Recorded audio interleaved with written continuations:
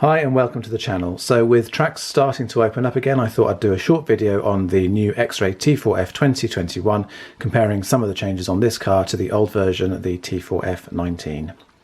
The major difference that you see straight away on the car is the position of the motor. So the T4F'19 used to have the motor in front of the front axle.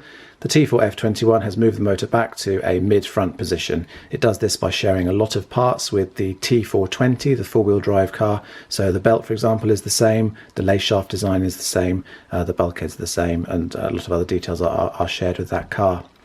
The biggest consequence of the move of the motor is that the weight distribution changes quite dramatically. So the T4F'19 had around about 2/3 of its weight on the front axle, about 67%.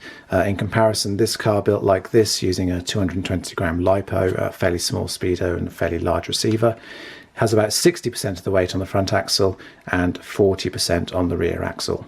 Other details of interest in particular are around the steering. They've made a simple change where they've managed to use the same bell cranks as the four-wheel drive cars, but they've shifted them forward, and in order to make sure the steering geometry stays the same, they've used a different aluminium link here between the two bell cranks. It offsets the positioning backwards, so that's quite a simple way of maintaining the same geometry whilst also moving the weight forward. Other little details for the car which are a change from the T4F'19 is that there's a centre post here for mounting the top deck. It does still allow quite a lot of flex, because even on the stiffest setting the top deck can move up and down, so it's not completely locked in place. I would say that in terms of chassis stiffness, this is still quite soft even on the stiffest setting, similar to the out-of-the-box settings on the 19.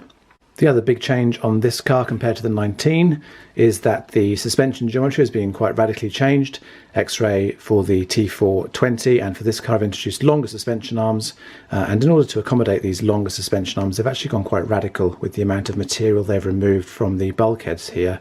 You can't really see on the video, but they've been scalloped quite extensively, so hopefully they'll be strong enough. A few other little details there is that there is the option of running the shocks a little bit lower on the arms. That's not the way that they're built out of the kit.